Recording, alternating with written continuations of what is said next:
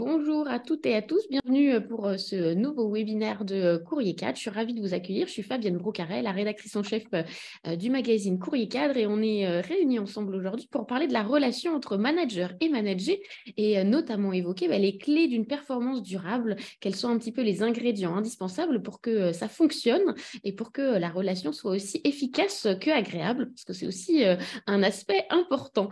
Vous pouvez déjà vous emparer du chat, nous dire bonjour, un petit peu si vous êtes manager, collaborateur, dans quel type d'entreprise vous travaillez et quel type de poste vous occupez. Ça nous aiguillera aussi dans nos échanges pour nous adapter vraiment à vos profils et puis à vos questions. Donc, le but du jeu, c'est vraiment que le webinaire soit le plus interactif possible.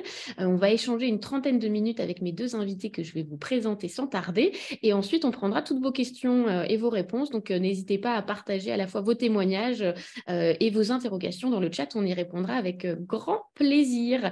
Je vais vous présenter les deux intervenants qui vont m'accompagner aujourd'hui. Vous allez voir qu'ils ont des regards assez complémentaires et pour à la fois nourrir le sujet et là encore répondre à toutes vos questions. Donc, bienvenue Caroline Aquet.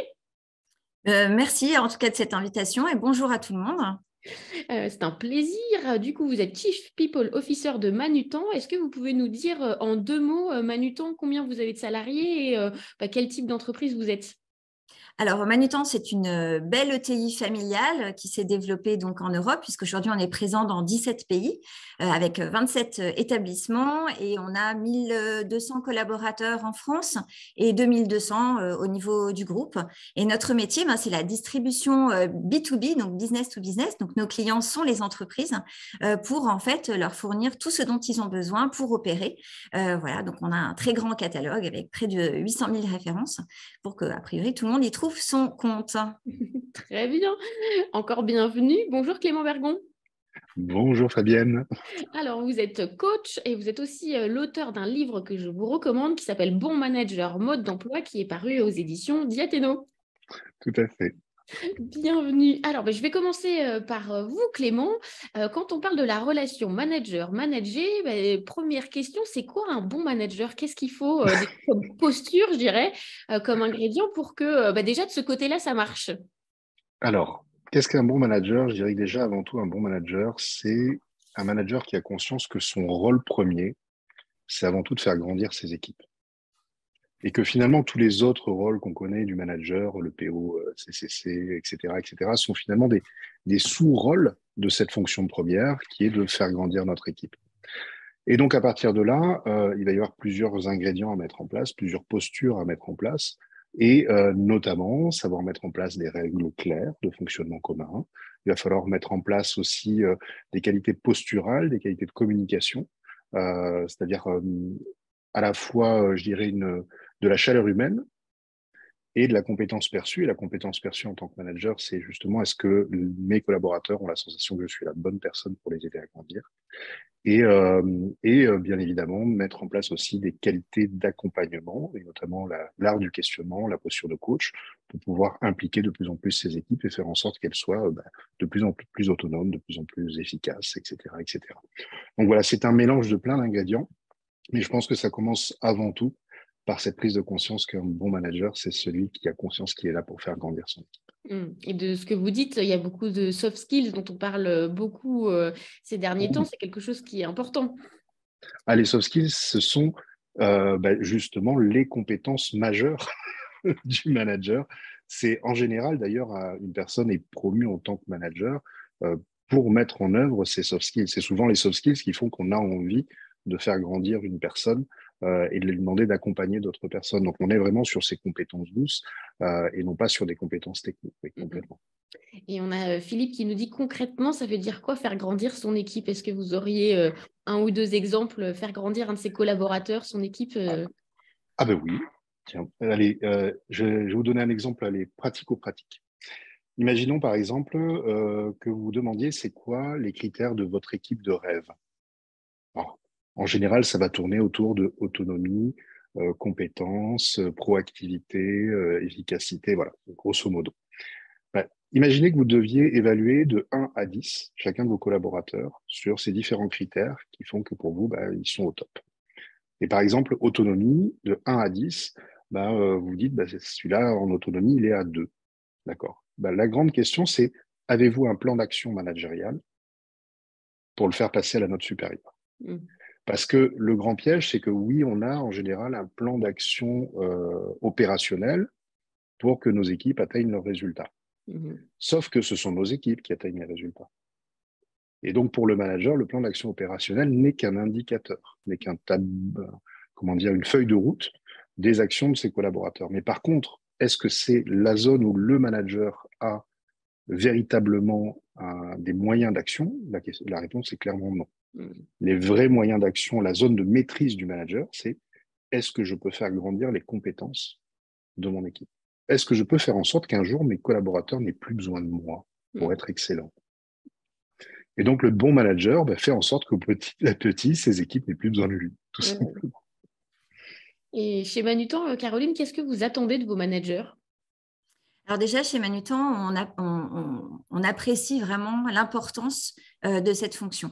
Et je pense que c'est aujourd'hui le cas de toutes les entreprises. Le manager intermédiaire, aujourd'hui, c'est l'ingrédient le plus important qui va permettre de réussir les transformations, de faire face à tous les enjeux. Donc, c'est vraiment la cheville ouvrière et on a vraiment besoin de bien s'occuper d'eux, de bien les accompagner. Et là, je pense, là où on réussit, et pour réussir cet enjeu, il faut qu'on soit très clair déjà sur les valeurs de l'entreprise, sur la façon dont on les transmet et comment on aligne nos pratiques managériales pour justement que tout ça se soit aligné, justement, puisqu'il n'y a rien de pire pour un manager d'être confronté à des injonctions paradoxales entre ce qui est marqué sur le mur et ce qu'on lui demande de faire au quotidien. Les objectifs qu'il a et oui, développe tes collaborateurs. Ok, je développe mes collaborateurs, mais déjà, il y a du boulot pour 10, on n'est que 5. Donc, comment je fais? Donc, ça, c'est pour ça qu'à l'origine, il faut vraiment que l'entreprise et au niveau de la direction générale, elle soit très, très claire sur ce qu'elle attend de ses managers en ligne avec les valeurs qu'elle peut professer au quotidien. Donc, pour être là aussi, moi aussi, un peu concrète, donc on a travaillé sur un référentiel managérial parce que nos managers, il faut quand même qu'on leur explique clairement ce qu'on attend d'eux. Et ce qu'on attendait d'eux il y a 5-6 ans, c'est très différent de ce qu'on attendait aujourd'hui. Donc, c'est typiquement un exercice qu'il faut qu'on refasse un peu régulièrement. Donc, nous, on l'a fait. On a vraiment, c'est du bottom-up. Voilà, c'est pas juste des consultants qui sont arrivés en nous disant voilà le référentiel managérial et on l'a aligné avec les valeurs de Manutan. Donc, je vais vous donner un exemple. Par exemple, dans nos valeurs, on a l'attention portée à la relation et à la bienveillance aux autres. Donc, ça s'appelle Relationship and Care. Et donc, qu'est-ce qu'on a dit dans ce sujet? Qu'est-ce qu'on attend du manager? Je vais vous le dire en anglais, après je traduis parce qu'on a essayé de trouver des mots un peu impactants. Donc, c'est be brave and fair. Donc, être capable de prendre des décisions tout en gardant la justice et l'équité. Et reveal talent, donc on est tout à fait en ligne avec ce que dit Clément, c'est-à-dire le rôle du manager, c'est d'arriver justement à faire grandir ses collaborateurs et derrière, aussi à un moment, savoir dire tu n'as plus rien à apprendre dans mon équipe et donc il est temps pour toi d'entrer dans une mobilité, il est temps pour toi que tu ailles voir avec une autre équipe ce que tu peux apprendre, ce qui est pour moi l'exercice ultime du manager. C'est arriver à se couper un bras pour le bien-être de son collaborateur et plus globalement le bien-être de l'entreprise. Et quand on arrive à faire ça dans une culture d'entreprise, ça veut dire qu'on est à un certain niveau de maturité d'un point de vue management. Ah oui, c'est très intéressant en effet de réussir à les faire tellement qu'on a Arthur qui nous dit dans le chat, être un bon manager, c'est se rendre dispensable et c'est ça aussi. Et en effet, après, c'est que voir aussi l'épanouissement de ses collaborateurs et pas que soi-même par rapport à son équipe propre, mais à son développement aussi futur. Pour avoir le climat dont parlait Caroline, Clément, comment on fait pour avoir le bon équilibre entre, on parle beaucoup de bienveillance au travail, mais il y a aussi de l'exigence pour que ça marche en termes d'efficacité.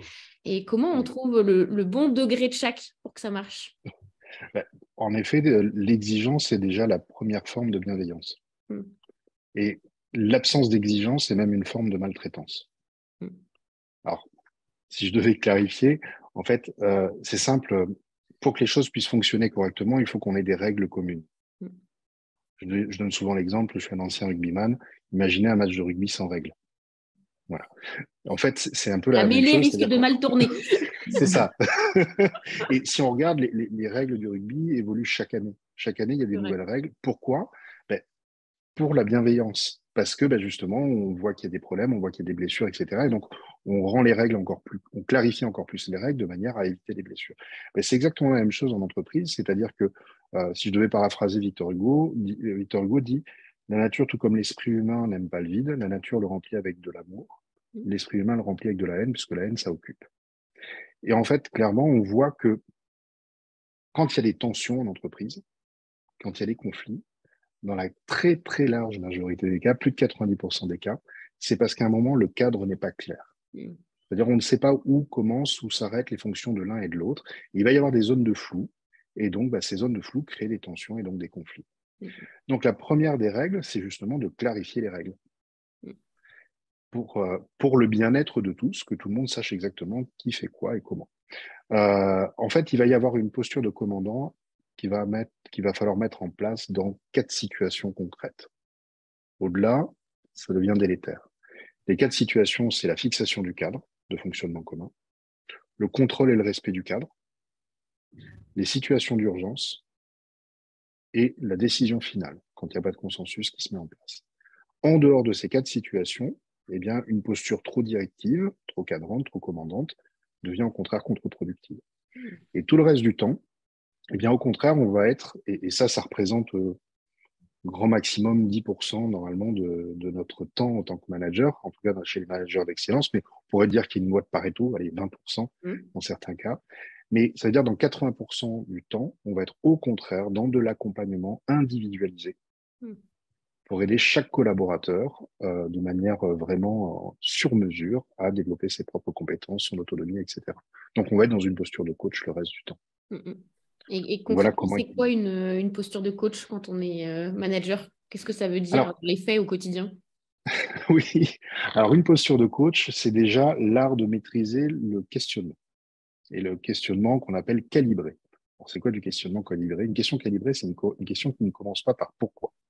C'est aussi simple que ça, parce que pourquoi, c'est une formulation de question qui amène instinctivement à se justifier. Donc l'objectif n'est pas que les gens se justifient, l'objectif c'est que les gens se responsabilisent. Donc on utilise tout autre type de question que le pourquoi. Deuxièmement, c'est en effet être dans une posture à la fois exigeante, mais soutenante et responsabilisante. Donc on va, en fait, pour chaque situation, amener la personne à vraiment chercher ses propres solutions, les mettre en œuvre et lui montrer notre confiance dans la mise en œuvre des solutions. Et plus la personne va mettre en place ses propres solutions, plus elle va gagner en confiance, plus elle va gagner en autonomie. Et c'est simple, en plus, si elle met en place ses propres solutions et non pas celles qu'on lui donne, eh bien, on multiplie par 10 automatiquement le niveau d'implication. Donc, en fait, c'est juste contre-productif et illogique, scientifiquement, de dire à nos collaborateurs quoi faire en dehors des situations véritablement du cadre ou des situations d'urgence. Tout le reste du temps, ça devient totalement illogique de leur dire quoi faire. Il vaut mieux faire confiance et augmenter le niveau de confiance en les impliquant dans leur recherche de propres solutions. Caroline, la confiance est une valeur importante justement pour créer une bonne relation entre le manager et ses collaborateurs? C'est une valeur absolument fondamentale. Je pense qu'on peut absolument rien bâtir dessus. Et on voit que toutes les entreprises qui ont remplacé la confiance par les process, il y a un moment où ça tourne vite à vide. Donc, en effet, la confiance, ça implique une forme de prise de risque, de lâcher prise, qui est absolument fondamentale pour créer une relation. Sinon, il ne peut pas y avoir de relation. Il peut y avoir des échanges, mais il ne se crée rien. On voit bien, on est toujours en défiance, on fait attention à ce qu'on dit, on n'ose pas. Donc, je suis tout à fait d'accord avec ce que dit Clément. C'est aujourd'hui une entreprise, et encore une fois, je dis bien aujourd'hui, parce que quand on était au début de la révolution industrielle, les données étaient sûrement un peu différentes. Mais aujourd'hui, où chaque jour arrive avec une nouvelle crise, un nouveau sujet, un truc qu'on n'avait pas vu arriver, on ne peut pas avoir juste un bataillon de petits soldats qui attendent tous les matins qu'on leur dise quoi faire. Je veux dire, on perd en effet énormément de notre puissance, on va dire, créative de résolution des problèmes. Donc, il faut que ça se passe en bas. Enfin, ce n'est pas les chefs qui ont les réponses aux questions de ce qui se passe en ce moment sur le terrain. Donc oui, il faut absolument que cette confiance est la base du contrat social au sein de l'entreprise. Et une fois qu'on a dit ça, je reviens sur la dynamique de cadre et ça qui est rassurant, parce que le cadre, c'est rassurant, parce que vous pouvez aussi tester, si des collaborateurs, vous leur dites, fais comme tu veux, je te fais confiance. En fait, là, ça se retourne vraiment contre vous parce qu'il y a des gens qui peuvent paniquer quand on va leur dire ça. Ils ne voient vraiment pas où il faut aller et on les met dans une grande situation de détresse. Donc, c'est comme toujours, hein, c'est rare ce soit noir et blanc. Donc, il faut trouver cette petite zone d'harmonie où on va définir. Alors, ce que nous, on appelle des rituels, par exemple, chez Manutan. On a des rituels managériaux qui sont très forts. On a des rituels qui vont permettre une très bonne communication sur la vision de l'entreprise, sur les enjeux pour que tout le monde soit au courant. Donc, tous les mois, une plénière avec tout le monde, les résultats de l'entreprise, les succès, les problèmes en toute transparence. Tout le monde est au courant, on ne cache pas la copie. Des rituels managériaux d'équipe où on a de façon obligatoire, hein, là il n'y a pas on est dans le commandement, hein, comme disait Clément, toutes les équipes, toutes les semaines doivent faire une stand-up où le manager en fait fait le tour des équipes, où vous en êtes, sur quoi vous travaillez pour que tout le monde soit bien au courant, que l'information circule à l'intérieur des équipes. Voilà, donc l'idée, c'est, il y en a beaucoup d'autres. On a ajouté bien sûr des rituels autour du télétravail, du travail hybride, des choses toutes simples. On recrute en présentiel, on accueille en présentiel, on fait les échanges de développement et de performance en présentiel. Voilà, donc c'est pareil, il n'y a pas de négociation possible. Et je pense que c'est ce qui permet de concilier le meilleur des deux mondes, entre le lâcher-prise qui peut être parfois un peu flippant et un cadre qui soit trop contraignant. Oui, tout à fait. On parlait de communication, d'échange. On a insisté beaucoup sur la posture et les attentes qu'on avait vis-à-vis des managers. Quel est, selon vous, aussi le rôle que doit jouer le collaborateur pour que la relation marche, fonctionne et du coup soit aussi épanouissante dans les deux sens? Alors, vous avez tout à fait raison. Dans toute relation, il y a deux personnes. Hein. Donc, il faut que les deux se sentent autant impliqués. Donc, nous, il y a une chose qu'on développe beaucoup chez Manutan, c'est le feedback. Et sachant que ce n'est pas que le feedback du manager sur le collaborateur, c'est le collaborateur sur le manager, le collaborateur sur d'autres collaborateurs. Enfin, voilà. Hein, le feedback, il ne faut pas le voir que comme un outil, on va dire, d'échange managérial pur. Et ça, c'est un élément qui permet d'engager justement les collaborateurs dans la relation. C'est-à-dire ce que je pense compte, ce que je dis compte et peut être pris en compte par l'entreprise plus globalement ou aussi par mon manager. Et notamment, nous, on a un espèce un peu du culte du Great Place to Work. Donc, on est labellisé Great Place to Work depuis 8 ans. Donc, c'est quelque chose qui est très présent dans la culture d'entreprise. Et on va analyser les résultats de ce que nous disent nos collaborateurs d'un point de vue global, le groupe, d'un point de vue pays, et on descend comme ça jusqu'aux équipes, c'est minimum 5 personnes, et il doit y avoir à chaque niveau un plan d'action. Un plan d'action qui est basé sur les résultats de cette enquête, où il y a quand même 80 questions, donc c'est assez solide. Voilà. Et donc là, les collaborateurs, ils savent que quand ils donnent leur avis, quand ils expriment quelque chose, derrière, il va y avoir une prise en compte. Parce que c'est sûr que demander l'avis aux collaborateurs et il ne se passe rien derrière, je pense qu'à un moment, ils comprennent un peu que c'est un peu le loup, quoi. Donc, si on arrive à vraiment donner des preuves que quand ils se sont exprimés, on arrive à faire bouger les choses, que ce soit des petites choses du quotidien. Par exemple, on va avoir des collaborateurs d'un entrepôt qui va dire on en a marre, on se gèle. S'ils voient que l'hiver prochain, on a mis en place une nouvelle, pour qu'ils soient plus confortables, ils vont dire ok, ça vaut le coup de dire les choses. Clément, par rapport au rôle du collaborateur? Je dirais qu'en effet, le collaborateur peut tout autant manager son manager. En effet, c'est vrai que, comme l'a très bien dit Caroline, la relation, ça se fait à deux. Et donc, en effet, le collaborateur a un rôle très important de pouvoir exprimer quelles sont ses attentes vis-à-vis de son manager pour pouvoir être manager au mieux dans ses projets, notamment d'évolution, par exemple. Si on prend ne serait-ce que les projets d'évolution professionnelle, si le manager ne sait pas clairement quels sont les besoins, les attentes, les envies de son collaborateur, comment peut-il être un bon accompagnant pour l'aider à progresser sur ce chemin-là? Alors, c'est vrai qu'il y a des rituels, et ça, c'est fabuleux quand on a mis en place justement des rituels, et vous vraiment mettez en place des rituels de feedback, etc., de réunions, d'échanges, pour pouvoir au mieux comment dire, au mieux faire transiter les informations le plus efficacement possible. Et notamment, parmi ces rituels, essayer aussi au maximum d'avoir des moments d'échange individuel.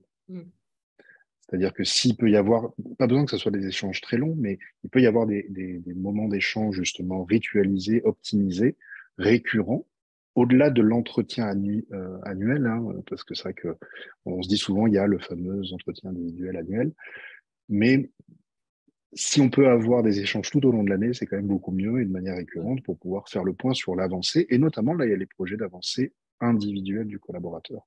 On a Nadia qui nous demande comment faire concrètement si on a un collaborateur qui ne communique pas ses attentes envers son manager ou qui dit ne pas en avoir de spécial, voilà, rien de particulier. Alors, Clément, est-ce que tu... Non. Vas-y, si tu... non, parce que je l'avais lu pendant que tu parlais. Et en fait, un collaborateur a toujours une attente. Et à la limite, le fait qu'il n'ait pas d'attente, c'est une attente. Et c'est un premier signal aussi de ce qui se passe dans sa vie professionnelle aujourd'hui. Donc, c'est là où je reviens sur ce que disait Clément par rapport à la question ouverte et l'art du questionnement. Si pour le manager, c'est alors, quelles sont tes attentes? Aucune. OK, fine. Sujet d'après. Oui, là, il y a des gens qui ne sont pas à l'aise avec ce type de questions, il va falloir aller les chercher. Il va falloir dire, mais regarde, quand tu avais fait ce projet qui était un peu différent de ce que tu fais d'habitude, tu avais eu l'air d'apprécier, en tout cas, tu avais l'air heureux, tu as bien réussi. Est-ce que ça ne voudrait pas dire que, voilà, il faut un peu mouiller la chemise, hein, ce n'est pas si simple que ça. Tout le monde, en effet, n'est pas à livre ouvert. Tout le monde n'a pas pris du recul sur qu'est-ce que je vais faire, ma vie, mon œuvre. Donc, ouais, non, mais on n'a pas dit que c'était simple. Hein. Donc, voilà, Clément, je te laisse continuer. Non, mais c'est exactement ça. Par exemple, parmi les questions qu'on peut poser un petit peu pour essayer de stimuler notre interlocuteur qui nous dit qu'il n'a pas d'attente, ça peut être très bien. Donc, j'entends par là que tu n'as aucune intention d'évoluer professionnellement. Et là, on attend. Et là, la personne, ah si, mais peut-être, je ne sais pas. Ah, bon, ben. Ou alors, on peut aller chercher comme ça des petits leviers, voire aller creuser, en effet, comme tu disais très, très bien, Caroline, et aller creuser, aller chercher, nous, les points de détail qui nous intéressent. Et donc, ça peut être aussi, donc, si je comprends bien, tu n'as strictement aucune attente vis-à-vis de ton manager pour pouvoir t'aider. Oui, donc pas hésiter, en effet, c'est l'art du questionnement. Exactement, aller creuser un petit peu plus loin. Et on avait Gladys qui nous disait aussi justement par rapport au rôle et aux attentes vis-à-vis des collaborateurs, quand on fixe un cadre des process, comment faire aussi, est-ce que c'est une attente de la part cette fois du manager que les collaborateurs soient force de proposition pour faire évoluer les choses, pistes d'amélioration, voilà, comment on fait pour qu'il y ait aussi des moteurs dans l'équipe et que tout ne vienne pas du manager? Déjà, il faut les mettre dans une situation où ils vont pouvoir s'exprimer en sécurité, où il n'y a pas de retour de bâton, où encore une fois, il y aura un retour par rapport à ce qu'ils vont proposer. Ça ne veut pas dire qu'on doit accepter tout ce que proposent les équipes, hein, mais il faut à minima pouvoir dire, voilà, ça, je garde ça parce que pour telle et telle raison, et ça, je ne le garde pas. Donc, oui, il faut inscrire des cadres, et j'en reviens à la confiance, c'est-à-dire à partir du moment où il y a de la confiance dans une équipe, les gens, très naturellement, ils vont s'ouvrir. Parce qu'ils ont entre guillemets, ils ont pas peur, ils se disent voilà, on me demande de m'exprimer, je m'exprime. Donc pour vous donner un exemple, toujours dans notre Great Place to Work, on s'est rendu compte que nos collaborateurs des entrepôts étaient moins heureux statistiquement que les collaborateurs qui travaillaient plutôt sur les fonctions tertiaires. Bon, c'est assez classique, on va dire, mais ça ne nous satisfait pas. Donc, on s'est dit non, ce n'est pas une facialité. Nous, on veut faire remonter leur satisfaction. Donc, on a tout un plan d'action qu'on a mis en place pour travailler du coup avec nos collaborateurs. Et on a commencé tout simplement par des groupes de parole organisés dans l'entrepôt avec des gens avec qui ils étaient en confiance. Donc, on n'a pas balancé les directeurs, on a pris vraiment les managers de proximité, voire certains groupes sans manager, pour qu'ils puissent… Et là, il y a des choses très intéressantes qui remontent et sur lesquelles on va pouvoir travailler. Alors que ces mêmes personnes, si je leur avais envoyé un petit survey, qu'est-ce que vous voulez mettre en place pour changer la vie dans l'entrepôt, ils m'auraient dit rien. Sûr. Voilà. Donc, il faut aussi s'adapter à sa population et à son envie ou pas de communiquer. Oui. Oui, Allez, je vais donner un exemple concret Comme ça on fait du pratico-pratique parce que c'était déjà très pratique. Mais imaginez, par exemple, vous vouliez justement faire évoluer un cadre de fonctionnement. Eh bien, ça peut être tout simplement au sein d'une réunion d'équipe. Dans ce cas-là, vous exprimez quelles sont les attentes, les besoins d'évolution. Et dans ce cas-là, en fait, le manager se transforme comment dire, en secrétaire et il fait parler son équipe, il fait tourner la parole et il note les idées, etc.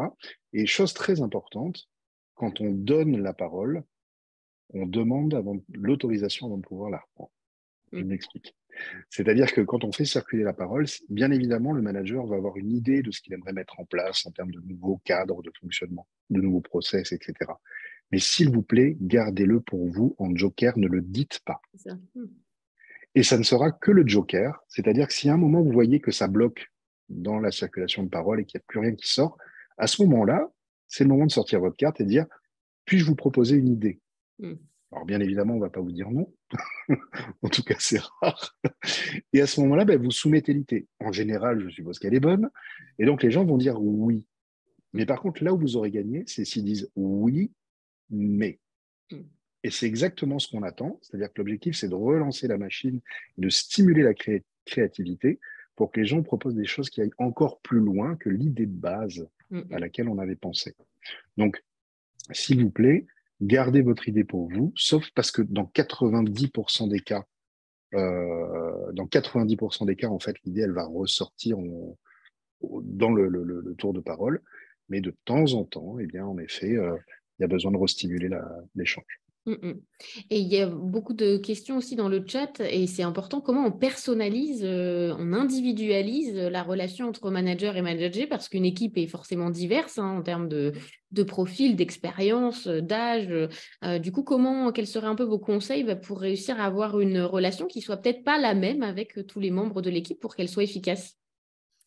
Alors, en effet, c'est une des grandes difficultés, pour être très, très honnête, c'est d'assurer de manager une équipe, donc un collectif, et des individus, parce que tout le monde a besoin d'être reconnu, et on le sent tous, c'est vraiment un grand trend culturel, sociétal, on a besoin d'être individualisé.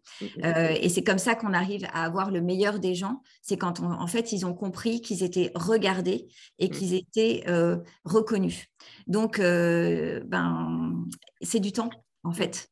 Et c'est là qu'on doit, en tant qu'entreprise, être raisonnable. C'est-à-dire, si on veut avoir des bons managers, il faut leur laisser le temps de manager. C'est-à-dire le temps de pouvoir faire des one-to-one. Donc, avec qui ne soient pas que des points de 30 minutes avec, alors voilà, tes objectifs de la semaine, c'était tant, tu les as atteints. D'un côté, là, on a un problème sur cette zone, comment tu comptes faire? Qui soit le temps au comment tu vas? Comment ça va en ce moment? Et il faut avoir des managers qui regardent leurs équipes. Il faut regarder les gens. Il y a tellement de choses qui se passent dans le non-verbal, dans l'espèce de demi-sourire le matin. Voilà. Et il faut aller à la recherche tout le temps, en disant, mais tiens, c'est marrant. Et puis peut-être qu'on se trompe. Il va dire, non, non, je vais très bien. Écoute, super, mais il sera quand même content. On se dit, tiens, mon manager, pour lui, je suis quelqu'un. Voilà. Et là où on perd tout, c'est quand on espèce de dire, non, moi je mets des distances, chacun sa vie. Et ça, je pense que c'est fini. Je veux dire, on a tous notre vie, on a notre petit téléphone avec nous, donc on a notre vie qui, toutes les 5 minutes, arrive dans notre vie professionnelle. Et quand on est à la maison, c'est vrai aussi. Donc, il faut arrêter avec… voilà. Donc, il faut intégrer, en effet, qu'on a en face de nous des êtres humains et donc les accompagner aussi dans cet aspect-là de leur personnalité. Clément? Je valide à 10 milliards de pourcents. Et, on est trop d'accord. Voilà, faudrait qu'on fasse des débats un petit peu. Alors, en fait, je donnerais une phrase toute bête, que j'aime beaucoup, c'est vous intéresser sincèrement aux autres vous rendra plus intéressant que de chercher à être intéressant. Et en fait, c'est tout bête, c'est-à-dire que pour véritablement que vos collaborateurs ressentent de la chaleur humaine, puisque les deux ingrédients du leadership sont Harvard, c'est pas moi, c'est la chaleur humaine et la compétence perçue. Donc, pour vraiment faire preuve de chaleur humaine, c'est tout simplement écouter. Il va parler. C'est sentir que les gens, vous les écoutez sincèrement. Beaucoup de personnes qui ont eu l'occasion de rencontrer Barack Obama ont été marquées et disent que ce qui est bluffant quand on est à son contact, c'est que lorsqu'on est avec lui, on a l'impression d'être au centre du monde, que toute son attention est focalisée sur nous et que tout le reste disparaît. Ben, c'est exactement ça. C'est-à-dire que quand vous êtes avec un collaborateur, vous êtes à 100% avec un collaborateur, vous l'écoutez, vous regardez les signaux faibles. Ouais. Voilà. Et une bonne écoute, ça commence par quoi? On parle beaucoup d'écoute active. Ça commence par se taire. C'est ça. Et on se C'est rend compte important de le rappeler. Ouais. Non, mais on se rend compte à quel point dans nos vies professionnelles un peu speed, on a peur des silences. C'est vrai. Et l'appropriation du silence est quelque chose qui est un effort. Vraiment. Ouais. Donc, voilà, on est là, on parle hyper speed, on réagit du tac au tac, etc. Et il y a des moments, en effet, où il faut savoir fermer sa bouche et vivre le moment où il ne se passe rien. Et voilà. Et ce n'est pas Je vous forcément... engage à essayer de faire l'exercice dans la journée, de vous taire et de laisser se positionner un silence dans une discussion. Vous allez voir que ce n'est pas si facile. Petit challenge du jour. Ouais, un petit challenge. Et d'ailleurs, pour faire le parallèle avec une question de tout à l'heure sur la posture de coach, c'est une des armes terribles du coach. C'est poser une question et attendre. Et ça met une pression. Et comme la nature n'aime pas le vide, au bout d'un moment, la personne répond. Par rapport, on l'évoquait là juste à l'instant, le temps qu'on a dans nos journées de travail n'est pas forcément extensible. Pour les managers, c'est pas forcément évident de trouver le bon équilibre entre le temps du management et l'opérationnel. Et comment on trouve là encore ce bon équilibre pour essayer de pouvoir faire son travail aussi et son métier de manager. Alors, ça, s'il y a quelqu'un qui a trouvé la réponse qui marche à tous les coups, je l'achète. Et en plus, malheureusement, ça change tous les jours parce que voilà, il y a les crises, il y a les équipes qui bougent, il y a un nouveau qu'il faut arriver avec qui il faut passer beaucoup de temps pour l'onboarding si on veut que derrière ça se passe bien. Donc je dirais que c'est quand même une bonne organisation personnelle. Ça, c'est clé. Et une capacité à faire bouger son organisation personnelle. Parce que ce dont moi je me rends compte, c'est que je peux avoir des managers qui sont d'une efficacité redoutable. C'est-à-dire que tout est planifié, tout est organisé, tout est... Mais alors justement, ils sont tellement organisés qu'ils ratent des marches parce que ça ne rentre pas dans l'agenda. Voilà. Donc, c'est vrai que de temps en temps, il faut savoir perdre du temps. Perdre du temps, chambouler son agenda, ne pas aller jusqu'au bout de sa to-do list parce qu'il y a quelqu'un avec qui il faut passer du temps. Attends, ok, j'annule ce point, on va se voir parce que là, je pense qu'il se passe quelque chose. Ouais, c'est la gestion des priorités. Exactement. Donc, du process, mais pas trop. Voilà, un peu normand comme réponse.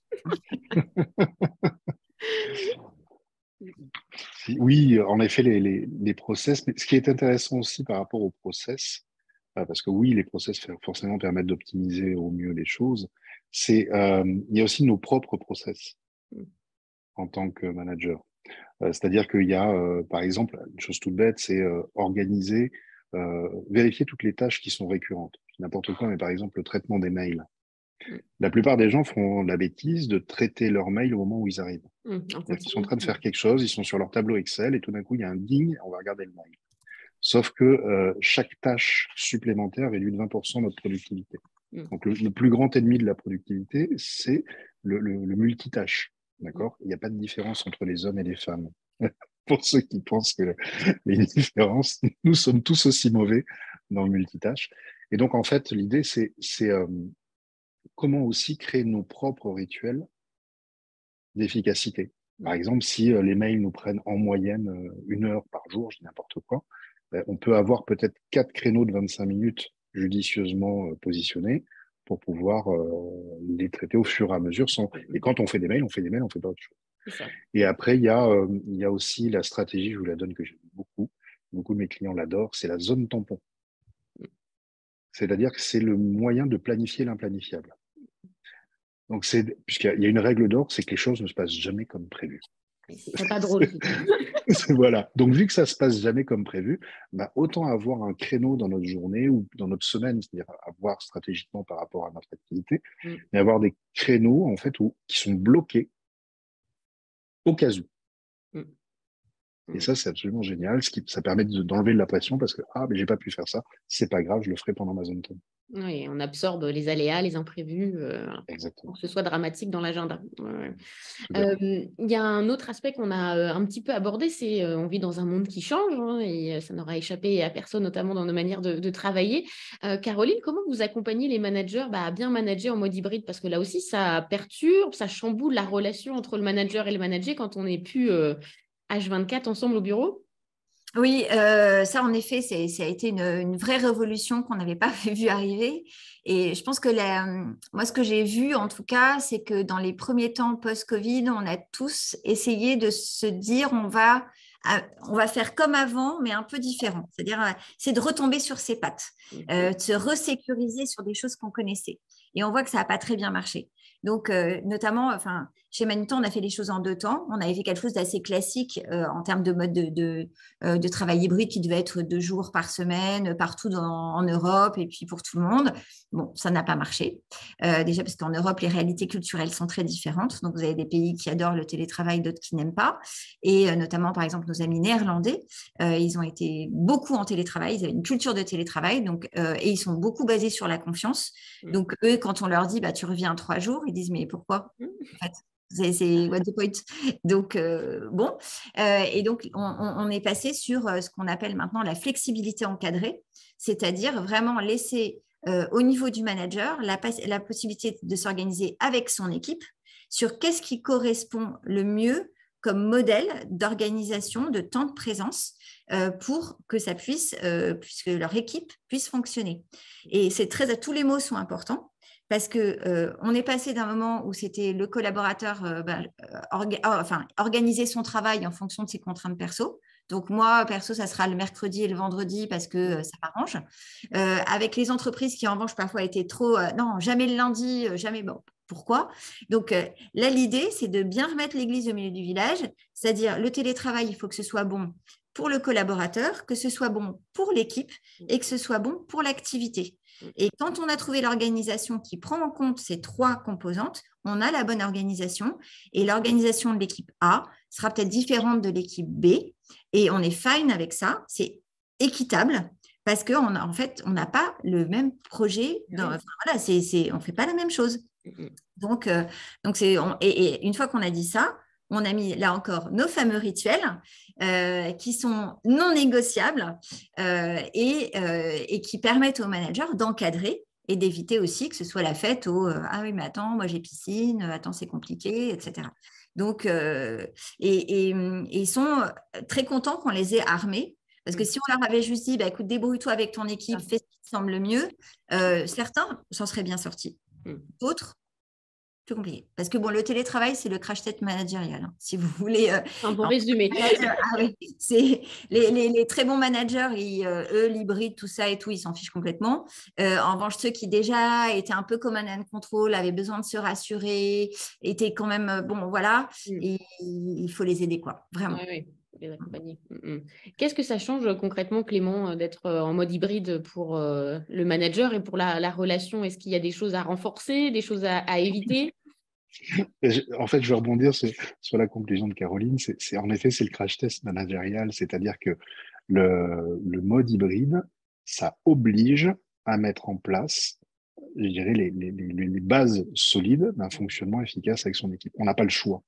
Donc, si on avait l'habitude de manager au coup par coup, en fonction de comment les choses avancent, de manière spontanée, parce qu'on a nos équipes sous la main, là, c'est fini, c'est terminé. On est obligé tout d'un coup de mettre en place des rituels clairs, de mettre en place des choses communes pour que, justement, l'équipe ne se disloque pas. Parce que le fait d'avoir un cadre commun, un cadre de fonctionnement commun, il faut aussi avoir en tête que c'est quelque chose de très important en termes de cohésion d'équipe. C'est fondamental parce que on a nos rituels à nous. Nous, dans notre équipe, on fait ça. Alors, dans l'équipe voisine, ils font différemment. Donc, c'est aussi un mode d'identification commun. Et donc, c'est en effet la règle de base, c'est-à-dire que le cadre doit être excessivement clair à partir du moment où on passe en mode hybride. Donc, oui, c'est en fait moi, je trouve ça même génial parce que finalement, ça oblige les managers à mettre en place juste les bases fondamentales nécessaires au bon management. Donc, vive l'hybride. N'hésitez pas si vous avez des questions. On va réserver les 5 dernières minutes du webinaire. On a déjà pris pas mal de questions du chat pendant nos échanges, mais n'hésitez pas si vous en avez des nouvelles, je les relayerai avec plaisir. Moi, j'en avais une dernière, c'est la relation est parfois compliquée entre manager et manager. Quand on n'est pas très content de son manager ou qu'à l'inverse, on a des difficultés avec un collaborateur, quels seraient vos conseils pour pas que tout ça s'enlise et puis tourne mal? Alors moi, je vais faire une réponse très pragmatique. Il faut en parler. Et c'est bien ça le problème. C'est-à-dire qu'on se rend compte que quand il y a des grosses crises, on va dire dans la relation, il y a beaucoup de petits irritants, de petits détails qui n'ont pas été abordés, qui n'ont pas été dits. Et donc, à la fin, on arrive avec Explosion. Et là, je dirais que c'est aussi aux équipes RH d'être suffisamment bien positionnées comme un tiers de confiance pour les deux parties. Et pas considéré comme étant le bras armé du manager qui, de toutes les façons, on va dire, va soutenir le manager, qui va pouvoir de temps en temps intervenir dans la relation et faire justement la part des choses. Et après, c'est important aussi dans les entreprises, nous, on le met en place chez Manutan et moi, j'y crois beaucoup, d'avoir aussi un peu des techniques de médiation qui va permettre d'accompagner justement, parce que le grand déballage, parfois, ça peut… donc, où on se dit, voilà, exprime ton sujet, comment tu réagis, et d'avoir quelqu'un qui est au milieu et qui assure que ça se fait de la bonne façon. Et on forme aussi beaucoup les managers à mieux adresser les conversations difficiles et donc peut-être de temps en temps à être moins maladroit. Parce qu'en fait, parfois, il y a beaucoup de maladresse. Quand un manager il est un peu mis dans un coin, personne n'est parfait. Hein, on ne demande pas à nos managers d'être parfaits. Donc, voilà des petits sujets à gérer. Et Clément, pour compléter, quand le collaborateur a peut-être des reproches ou des choses à dire à son manager, comment on fait? Parce que ce n'est pas forcément évident quand on est collaborateur dans l'équipe. Oui, alors bien évidemment, on peut très bien… déjà, il faut le faire. C'est la première des choses, il faut le faire. Et idéalement, ne pas attendre. Voilà. Et je dirais tout simplement demander un entretien individuel avec son manager. Parce que, par contre, on évite de déballer ça devant tout le monde. Parce que ça peut être, au contraire, ça risque de mettre notre manager dans une situation très désagréable. Et par voie de conséquence, ça va pas bien se passer. Donc non, on sait à faire en individuel, mais et à faire vite, d'accord. Et notamment exprimer sainement quelles sont nos attentes, les problématiques et de quoi on a besoin. Ils peuvent peut-être même aussi être force de proposition et dire qu'est-ce que l'on propose, soit pour améliorer les choses. Puis-je me permettre de rajouter un détail concernant les conflits que je trouve absolument intéressant à avoir en tête, c'est que les conflits sont une bonne nouvelle. Alors pourquoi je dis ça? Tout simplement parce que les conflits sont simplement l'indicateur d'une problématique non gérée. Et il ne faut pas oublier que les entreprises sont des systèmes apprenants, tout comme notre corps, comme nous sommes des systèmes apprenants. Et s'il n'y avait pas de problème, on s'effondrerait, comme tout système apprenant. Donc en fait, ce sont les indicateurs qu'il y a une amélioration à mettre en œuvre. Donc cool, c'est une bonne nouvelle. Voilà, parce que si on ne le voyait pas, eh bien, ça risquerait de s'effondrer.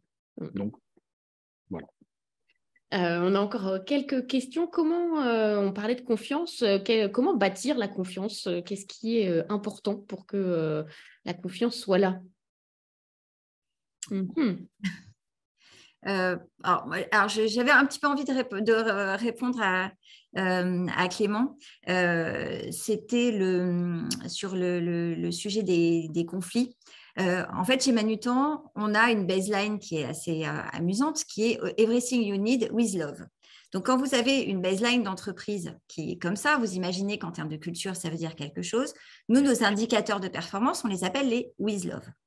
Donc, le problème qu'on a, nous, aujourd'hui, c'est que peut-être qu'on est trop gentil. Et c'est pour ça que je rebondis sur ce que disait Clément par rapport au conflit. Et les collaborateurs n'aiment pas du tout en fait aller dire que dans telle équipe il y a quelque chose qui marche pas parce que c'est pas sympa, parce que c'est pas with love, etc. Et de temps en temps on rate des marches parce que personne n'a voulu dire quelque chose de pas gentil. Et donc c'est très vrai hein, ce que tu dis sur le fait qu'il faut que les choses ressortent. Parce que du coup, on apprend, on progresse Et on en revient toujours à donner le bon cadre pour que ça se passe. L'idée, ce n'est pas d'envoyer un scud par mail avec 25 personnes en copie. Ça, ce n'est pas du tout bien. Mais en revanche, de dire voilà, je pense qu'aujourd'hui, on a un problème avec telle équipe sur telle et telle base. Comment est-ce qu'on peut l'adresser voilà. En étant très factuel. Et là encore, on parlait d'actifs.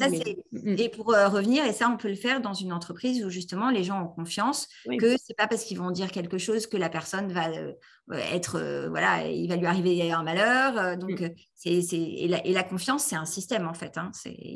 Je pense, c'est vraiment porté par le top management aussi. Oui. Clément, par rapport à la confiance, disons que la confiance commence par la confiance. C'est-à-dire que déjà, la première étape, c'est de par nature, donner sa confiance à ses collaborateurs. Et après, si je devais résumer la confiance en soi de manière basique, la confiance en soi, c'est simple, hein, c'est une soustraction. Et c'est quelque chose de circonstanciel. Confiance en soi est égale à ce que je pense être capable de faire face à une situation, moins ce que je crois devoir faire dans cette situation. Donc, si ce que je pense être capable de faire m'apparaît ici et ce que je crois devoir faire m'apparaît ici, eh bien, tout d'un coup, j'ai pas confiance face à cette situation. Et inversement, si ce que je crois devoir faire m'apparaît inférieur à ce que je pense être capable de faire, j'ai confiance. C'est pour ça que on ne manque pas de confiance en soi de manière globale. On va manquer d'estime de soi, mais c'est pas de la confiance en soi. La confiance en soi, c'est circonstanciel. Il y a des domaines dans lesquels on a confiance, il y a d'autres domaines dans lesquels on n'a pas confiance. Et donc, en fait, on voit qu'il y a deux ingrédients pour pouvoir augmenter le niveau de confiance au sein de ces équipes. C'est soit on les aide à devenir de plus en plus performants, entre guillemets. Donc, plus ils sont doués, plus ils ont une perception de ce qu'ils sont capables de faire qui est élevée. Et dans l'autre sens, c'est réduire la perception de ce que l'on croit devoir faire.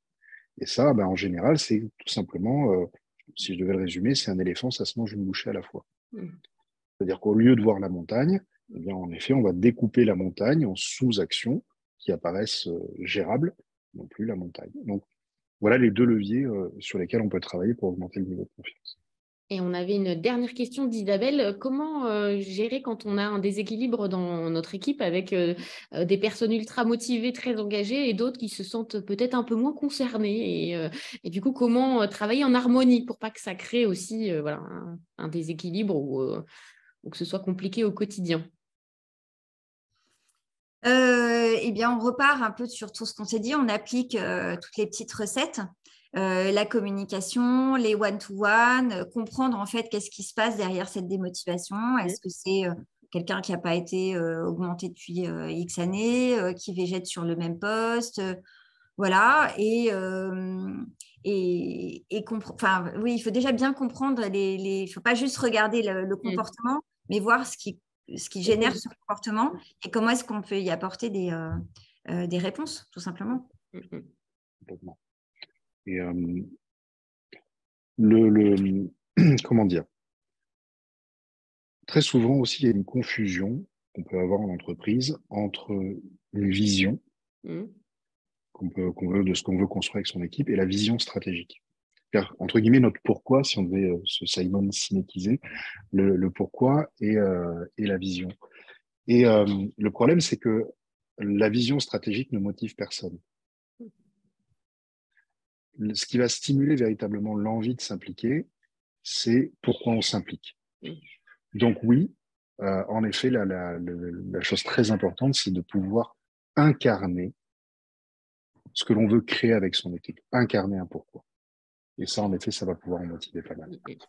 Ça va être un regain de motivation. Et ben, on va terminer le webinaire sur cette note positive. Je vous remercie beaucoup Clément et Caroline parce que c'était très enrichissant et très concret. Et je pense qu'on repart tous avec des choses à tester, notamment le silence dans la journée lors d'une conversation, j'ai bien noté. Donc merci Clément, merci Caroline. Et puis merci à tous. Merci à vous tous pour vos questions. C'était un moment d'échange en effet stimulant. Avec grand plaisir. Et en effet, merci parce qu'il y a eu beaucoup de questions et de partage dans le chat. Donc, c'est toujours très agréable. Et vous retrouverez le replay du coup sur la chaîne YouTube de CDI Média. Et pour les inscrits qui nous regardent, vous le recevrez également par mail.